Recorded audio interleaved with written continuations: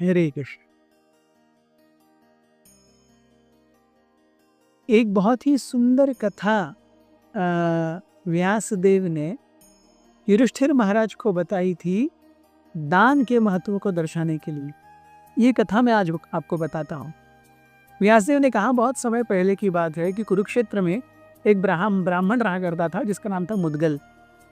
ये मुद्गल बहुत ही सतोनी ब्राह्मण था और एक पक्षी के जैसे अपना जीवन जीता था।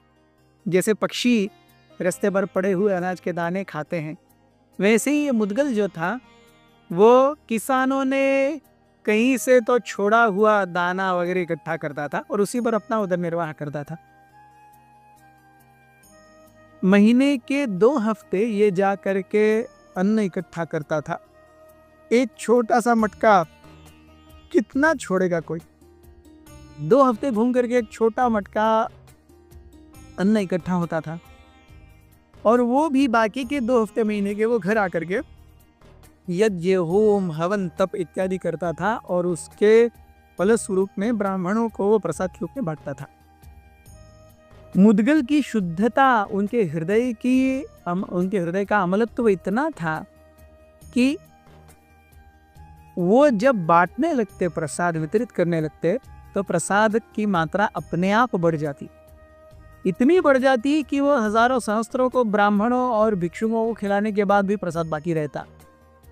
कई बार तो देवराज इंद्र स्वयं मुद्गल के पास आए हैं भिक्षा मांगने के लिए, अन्न प्राप्त करने के लिए।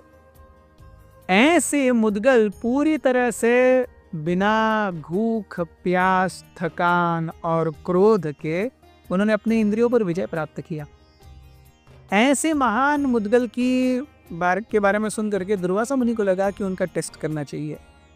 दुर्वासा मुनि एक बार उनके पास आए और दुर्वासा मुनि अपने ही, क्योंकि आशुतोष के अवतार हैं, इसीलिए वो पूरी तरह से बॉल्ड हेडेड, अर्थात उनके सर पर बाल नहीं हैं और नग्न अवस्था में घूमते रहते हैं, अपने आप को बहुत अच्छे से रखते भी नहीं हैं।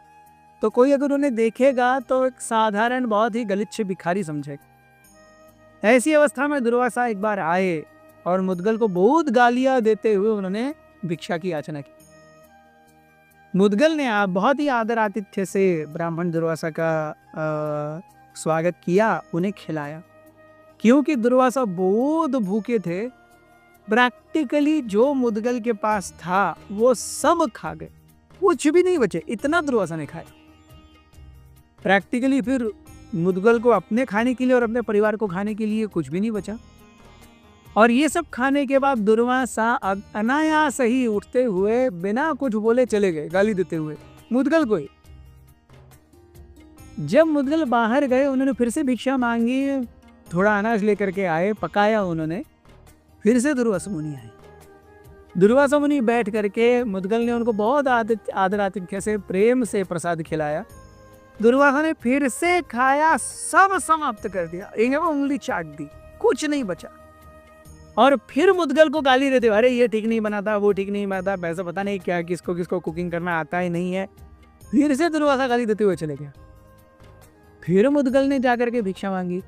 ऐसे दुर्वासा मुनि 6 बार आए, एक ही दिन में 6 बार आए दुर्वासा मुनि, और 6 बार आ करके पूरा अन्न समाप्त कर दिया।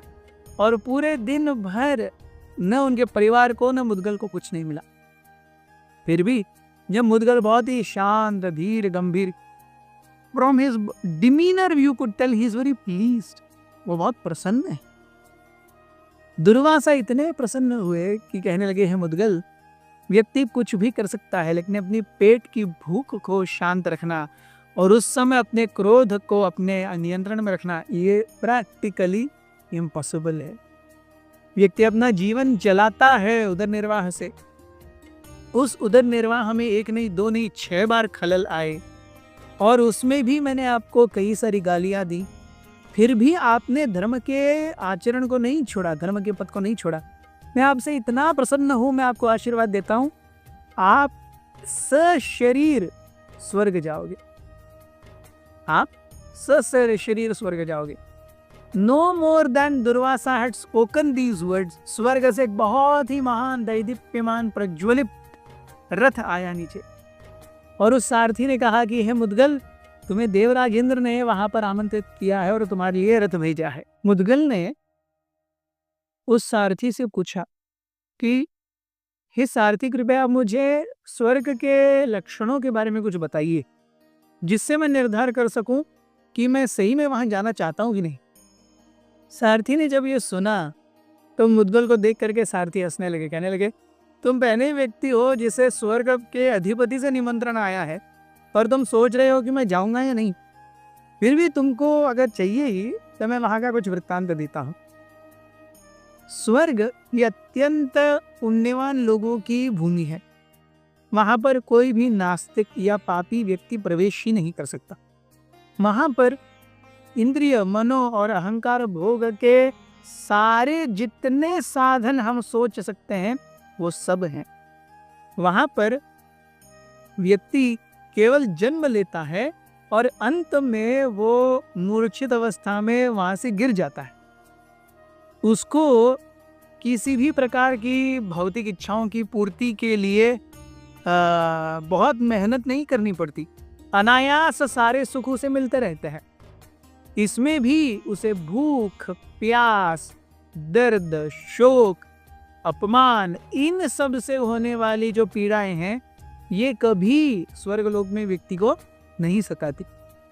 निश्चित रूप से स्वर्ग में जाते ही व्यक्ति को एक ऐसा हार मिलता है जो उसके जीवन का प्रतिमात्मक है। जब तक वो हार अच्छे से फल फूल रहा है और सुगंध देता है तब तक उस जीव को स्वर्ग में रखा जाता है। जैसे ही वो हार धीरे धीरे वो मुरझाने लगेगा, इसका अर्थ है कि स्वर्ग में रहने की अवधि समाप्त हो रही है। स्वर्ग में व्यक्तियों के शरीर को दुर्गंध नहीं होती, व्यक्तियों के कपड़े मलिन नहीं होते, उनके केश हमेशा ही सुंदर और निखरे हुए होते हैं, उनकी अंग कांति हमेशा ही दैदीप्यमान और सतेज होती है। वो हमें कोई भी व्यक्ति स्वर्ग में केवल नवयुवक ही रहता है। लेकिन इसके साथ एक फ्लिप साइड भी है। फ्लिप साइड क्या है कि क्योंकि स्वर्ग ये भोग भूमि है, इसलिए स्वर्ग में जा करके आप नए पुण्य नहीं कर सकते। वहाँ केवल पुण्यों का उपभोग है और जैसे ही उपभोग खत्म हो जाएगा वैसे ही वो जीव वापस इस भूमि पर, इस भौतिक जगत में भौमिक स्तर पर आ जाएगा।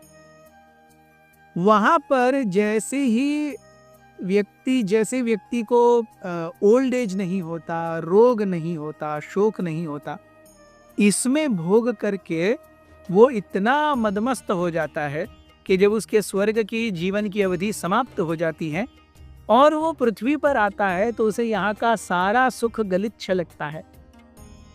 इसीलिए स्वर्ग से आने के बाद उसे यहाँ पर भौतिक रूप से मनुष्य जन्म दिया जाता है, जिससे वो और पुण्य कर सके और स्वर्ग में आ सके।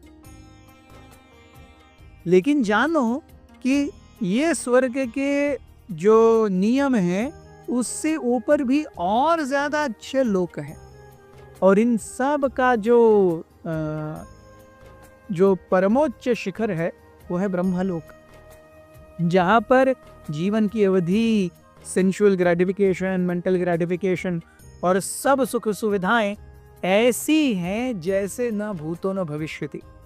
और यहाँ पर मृत्यु केवल एक ही बार होती है जब ब्रह्मा जी स्वयं इस संसार की लीलाओं को बंद करते हैं। लेकिन इससे ऊपर एक और धाम है जहाँ पर व्यक्ति जा करके वापस कभी नहीं आता, और वो है भगवान विष्णु का धाम। जैसे ही मुद्गल ने उस स्वर्ग के सारथी से ये सुना, मुद्गल भी जानते थे, मुद्गल भी कहने लगे, हाँ मैं जानता हूँ, वो धाम जो है वो विष्णु का परम स्थान है, वैकुंठ है, जो निश्चित सनातन है, उसका कभी नाश नहीं होता। वहाँ के वासी भी भगवान के चिरंतन भक्त रहते हैं। मैं ऐसे स्थान पर नहीं जाना चाहूंगा जहां से मुझे वापस यहीं पर दुख भोगने के लिए आना पड़े। हे सारथी, आप वापस इंद्र के पास जाइए और इंद्र को जाकर के बोलिए, मैं वहां नहीं जाना चाहता, मैं अपने जीवन की परिपूर्णता वैकुंठ जाके ही पूरी करना चाहता हूँ। इस प्रकार मुद्गल ने अपने जीवन को भक्ति करके सुचारू रूप से अपने जीवन को त्याग दिया और शुद्ध भक्त बनके वैकुंठ चले गए। ये कथा बता करके व्यास देव जी ने कहा कि केवल दान दे करके भगवत धाम जाने वाले ये मुद्गल पहले व्यक्ति हैं। बहुत बहुत धन्यवाद। प्रिय अथ श्री महाभारत कथा।